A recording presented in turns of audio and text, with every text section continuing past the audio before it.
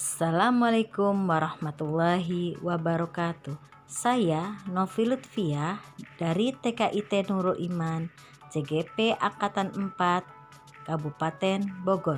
Aksi nyata modul 1.4 Budaya Positif dengan fasilitator Bapak Ali Imron dan pengajar praktik Ibu Arum Setiorini.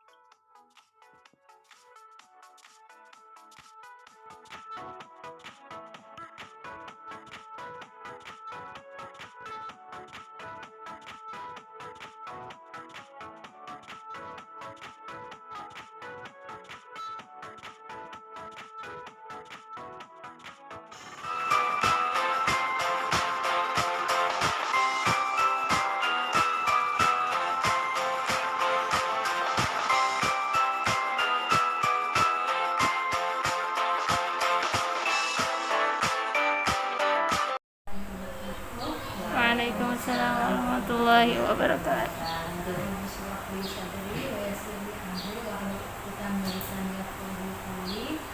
Teman-teman, saya ucapkan terima kasih banyak kepada teman-teman yang sudah meluangkan waktunya mau mendengarkan saya untuk sharing tentang budaya positif pada program Guru Penggerak. Nah, ini tentang sharing budaya positif.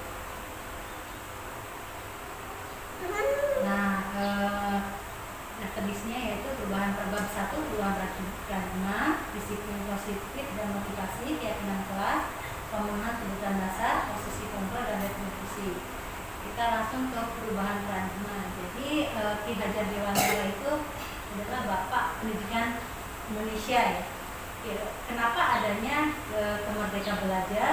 Kita kembali ke asas pendidikan kita, yaitu apa Bu Guru ingat nggak yang filosofi pendidikan Ki Hajar Dewantara? Inarso, Sungkurodo, Imadio Mangunkarso, Ikuri Handa, yang di depan kita sebagai suri teladan, di tengah kita bersama-sama sebagai fasilitator memfasilitasi anak-anak, di belakang kita sebagai pendorong filosofi pendidikan dari Ki Hajar Dewantara. Nah, Ki Hajar Dewantara ini sebenarnya selama hidupnya beliau tidak pernah membuat buku, tapi beliau adalah penulis. Background aslinya beliau itu penulis. Nah, beliau itu pernah diasingkan di Belanda dan menjadi guru TK di Belanda. Nah, itu dari hasil-hasil karya tulisnya yang diterbitkan di koran-koran, makanya akhirnya terjadilah banyak filosofi pendidikan. Jadi perceceran gitu, seperti Al-Quran, besar-besar Al-Quran dikumpulkan, nah barulah sekarang terkumpul. Makanya ada filosofi pendidikan Ki Hajar Dewantara, yaitu menuntun bukan menuntut. Jadi kita tidak menuntut anak itu menjadi ini atau menjadi itu, sebagai penuntun. Karena anak-anak itu mempunyai kodrat alam dan kodrat namanya masing-masing. Kodrat alam itu mereka mempunyai bakat yang sudah Allah kasihkan kepada anak. Sedangkan kodrat zaman kita seperti kata Ali bin Abi Thalib, didiklah anakmu sesuai dengan zaman. Itu kan Rasulullah yang berkata ya, tapi melalui ininya. Nah itu kemudian berbudi pekerti, luhur sesuai dengan budaya Indonesia. Sekarang kan mulai tergerus kan, makanya di Merdeka Belajar ini ada profil pelajar Pancasila, kita tekankan kembali. Kemudian bukan tabula rasa. Tabula rasa itu kertas kosong. Jadi anak-anak itu bukan suatu kertas kosong, tapi mereka sudah mempunyai bakat masing-masing. Nah, karena mereka mempunyai bakat masing-masing, maka pembelajaran pun harus berpihak pada anak. Guru itu seperti petani, kita menanam apa yang kita tanamkan dengan baik, dengan sabar, teladan kita ingat, maka insya Allah hasilnya pun kita akan petik. Jadi apa yang kita petik itu ketika kita menanam sesuai dengan yang kita tanam. Ini pemikiran yang ada dalam rangka. Jadi setiap anak hidup dan tumbuh sesuai dengan kodratnya sendiri. Pendidik hanya dapat menuntun dan merawat tumbuhnya kodrat itu. Nah, perubahan paradigma ini untuk membangun budaya yang positif, sekolah perlu menyediakan lingkungan yang positif, aman dan nyaman agar murid mampu berpikir, bertindak, dan mencipta dengan merdeka, mandiri, dan bertanggung jawab. Salah satu strategi yang perlu ditinjau ulang adalah bentuk disiplin yang dijalankan selama ini di sekolah. Lazimnya disiplin dikaitkan dengan kontrol. Dalam hal ini kontrol dulu dalam menghadapi murid. Di bawah ini ada paparan dari Dr. William Gasser dalam kontrol Theo untuk meluruskan beberapa miskonsepsi tentang kontrol. Ilusi guru mengontrol murid, ilusi bahwa semua penguatan positif efektif dan bermanfaat, ilusi bahwa kritik dan membuat orang merasa bersalah dan menguatkan karakter, ilusi bahwa orang dewasa memilih hak untuk memaksa. Padahal kita kan nggak bisa memaksa, karena anak mempunyai ilmunya masing-masing. Nah, perubahan paradigma, stimulus respon, dan teror kontrol. Bisa kebaca nggak? Kurang ya? Nanti saya bacain aja ya. Nah, di stimulus respon itu kita mencoba mengubah orang agar berpandangan sama dengan kita. Tapi ketika di teori kontrol, kita berusaha memahami pandangan orang lain tentang dunia ini. Jadi kita menghargai pandangan mereka, sudut pandangnya. Tentang stimulus respon, perilaku buruk dilihat sebagai suatu kesalahan. Sedangkan di teori kontrol, semua perilaku memiliki tujuan. Jadi anak-anak itu pasti ada tujuannya apa.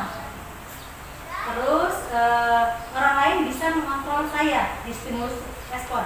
Sedangkan teori kontrol hanya Anda yang bisa mengontrol diri Anda sendiri. Jadi nggak bisa orang lain.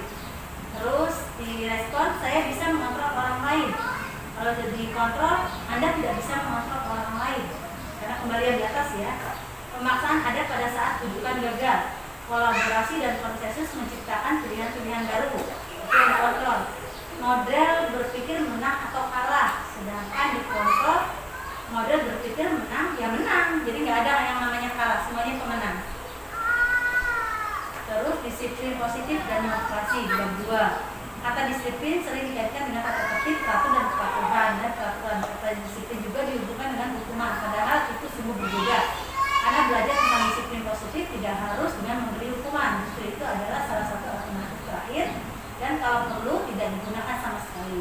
Menurut Ki Hajar Dewantara dan Diana Dosen berpendapat bahwa disiplin diri dapat membuat seseorang menggali potensinya menuju kepada sebuah tujuan sesuai yang dihargai dan bermakna. Sedangkan untuk motivasi, yaitu manusia berperilaku untuk menghindari ketidaknyamanan atau hukuman apa yang akan terjadi apabila saya melakukannya. Jadi ada dia tahu sebab akibat kalau dari motivasi ini.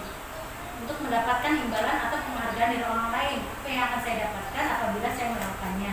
Untuk menghargai diri sendiri, menjadi insan sesuai harapan kita, saya akan menjadi orang yang seperti apa apabila saya melakukannya. Jadi ini kalau motivasi itu termasuk bisa jadi juga dari internal maupun eksternal. Kalau internal dari diri kita sendiri, eksternal dari orang lain. Sedangkan kalau dari disiplin positif bisa jadi kesepakatan bersama. Nanti di sini ada keyakinan kelas juga nih. Bab 3 keyakinan kelas. Kalau sebenarnya keyakinan kelas kan sudah kita jalankan ya. Saat kata tertib itu kan kita sudah membuat udah dari tahun-tahun kemarin. Nah, keyakinan kelas adalah nilai-nilai kebajikan atau prinsip universal yang disepakati bersama secara universal, lepas dari latar belakang suku, negara, bahasa maupun agama. Jadi menurut dosen, suatu keyakinan akan lebih memotivasi seseorang dari dalam atau memotivasi secara intrinsik seseorang akan lebih tergerak dan bersemangat untuk menjalankan keyakinannya daripada hanya sekedar mengikuti serangkaian peraturan. Nah, ini pembentukan keyakinan kelas saya buat kemarin waktu awal masuk.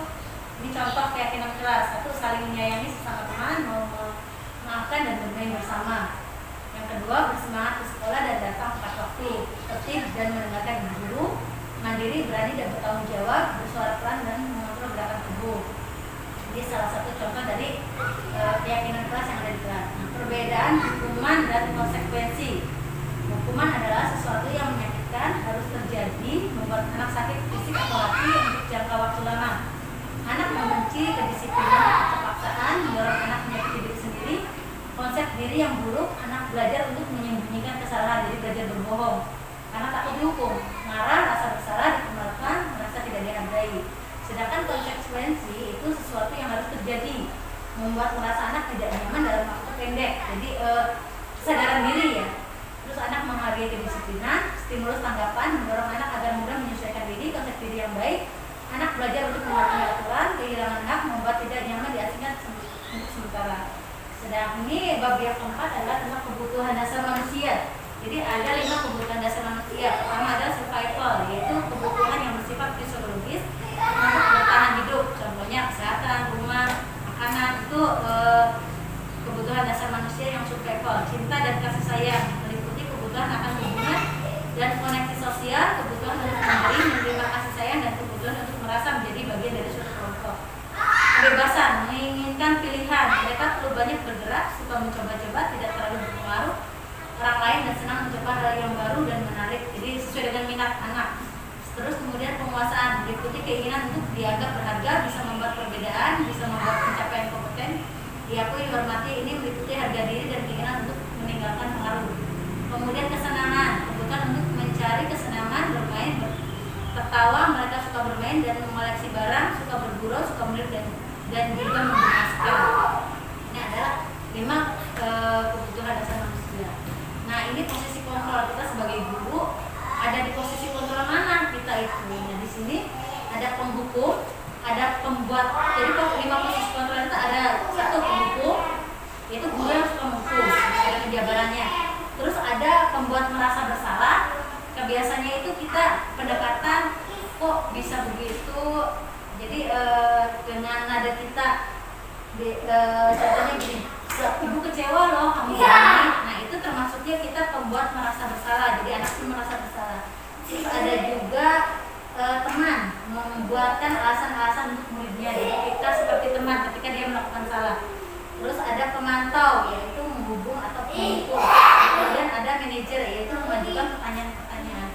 Kalau manajer itu biasanya kepala sekolah nanti yang namanya. Jadi dia dalam ini posisi kontrol itu ketika menyelesaikan suatu masalah. Jadi nanti ada di bagian bawah. Di bagian bawah itu kan nih bab 6 itu restitusi. Restitusi itu misalnya ada kejadian atau kasus, misalnya anak yang berantakin kelas. Nah, kita memberantakan kelas itu kan itu maksudnya restitusi itu. Jadi ada suatu masalah. Nah, bagaimana kita sebagai guru, kita ada di posisi 5 kontrol itu, ada di posisi di mana? Apakah kita dikumpul, atau kita pembuat merasa bersalah, atau kita menjadi teman, atau kita sebagai pemantau. Kalau pemantau itu misalnya ada peraturan kan tadi yang udah kesepakatan kelas. Nah, ini sebagai pemantau itu kita balikin peraturannya apa. Nah, kan mereka oh iya kan harus dirapikan kembali. Nah, itu berarti kita sebagai posisi sebagai pemantau. Kalau manajer biasanya kita sampai menyelesaikan masalah, misalnya ada yang rusak atau apa, sampai masalah itu selesai, itu sebagai manajer. Tapi biasanya yang manajer itu kepala sekolah. Biasanya guru cukup sebagai pemantau, teman, ataupun pembuat merasa bersalah, ataupun penghukum. Kalau penghukum kan ada kesepakatan bersama, kita misalnya punya dari kesepakatan kelas itu ada hukumannya apa. Nah, itu kita tidak apa-apa menghukum karena udah harus konsekuensi yang harus dijalani. Nah, ini restitusi. Restitusi adalah proses menciptakan kondisi bagi murid untuk memperbaiki kesalahan mereka sehingga mereka bisa kembali pada kelompok mereka dengan karakter yang lebih kuat. Bukan untuk menebus kesalahan, namun untuk belajar dari kesalahan, memperbaiki hubungan, tawaran, bukan paksaan. Restitusi menuntut untuk melihat ke dalam diri. Restitusi mencari informasi yang mendasari tindakan. Restitusi ini adalah cara yang paling baik untuk memperbaiki diri. Restitusi fokus pada karakter, bukan tindakan. Restitusi fokus pada solusi. Restitusi mengembalikan murid yang berbuat salah pada kelompoknya. Ini ada segitiga restitusi. Nah, jadi di segitiga restitusi ini kamu tentu punya alasan mengapa melakukan ini. Adakah cara yang lebih efektif untuk mendapatkan apa yang kamu butuhkan? Setiap orang pasti pernah melakukan kesalahan. Jadi tiga restitusi ini ada validasi tindakan yang salah, menstabilkan identitas, sama menanyakan keyakinan. Jadi bentuknya pertanyaan-pertanyaan. kamu bukan satu-satunya yang akan melakukan ini maksudnya restitusi positif. Kemudian ini bagian ini nih. Jadi kayak menstabilkan identitas, pertanyaannya apa, terus validasi tindakan yang salah, pertanyaannya apa, terus menanyakan keyakinan juga mengenai pertanyaan. Terima kasih. Nah, ini peran guru penggerak sebagai teladan dan agen transformasi bagi proses pendidikan Indonesia, mendorong pengembang peserta secara holistik dan kreatif untuk menjadi mewujudkan profil pendidikan Pancasila, menjadi coach atau mentor bagi guru lain dalam pembelajaran mengerti dan mereka. Terima kasih. Wassalamualaikum warahmatullahi wabarakatuh. Enggak ada pertanyaan? Ada pertanyaan? Mungkin aja. Insya Allah cukup.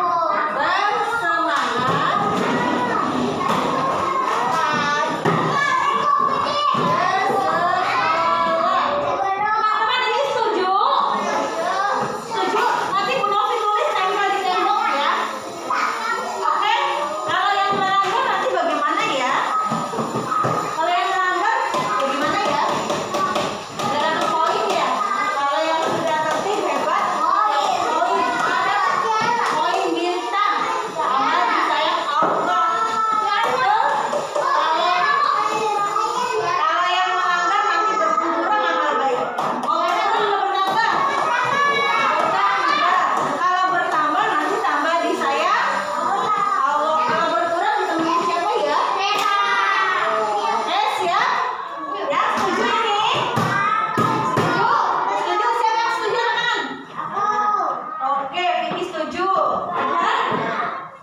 Setuju. Isha? Setuju. Win, setuju. Setuju. Nggak setuju. Setuju. Setuju. Berarti kita setuju ya. Yang nggak setuju Hanum. Hanum nggak setujunya yang mana? Hanum yang tidak setujunya yang mana? Setuju semua?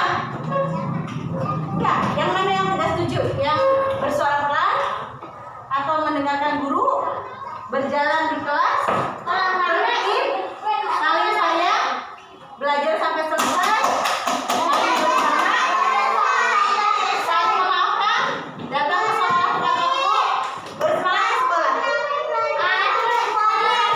Belajar sampai selesai. Jadi harus bagaimana? Semuanya Rama setuju. Bisa semuanya. Win semuanya. Vicky semuanya. Salsa semuanya. Anha semuanya. Semuanya. Dira bagaimana? Apa yang Dira gak setuju? Bagian mana yang tidak setuju? Yang nomor berapa? Nomor satu. Nomor satu bersuara pelan. Berarti kita suaranya yang kencang. Ya. Belajar sampai selesai. Hanum gak setuju. Kenapa? Hanum gak mau belajar sampai selesai. Kenapa? Alasannya apa Hanum tidak mau belajar sampai selesai? Iya, kan harus sampai selesai ya. Oke? Dira, sampai selesai ya. Berarti setuju ya, oke? Keyakinan kelas saling menyayangi sesama teman, mau memaafkan, bermain bersama, bersemangat ke sekolah, datang ke sekolah tepat waktu, tertib, mendengarkan ibu guru, mandiri, berani, bertanggung jawab, bersuara pelan, dan mengontrol gerakan tubuh. Wassalamualaikum warahmatullahi wabarakatuh. Terima kasih. Salam guru penggerak.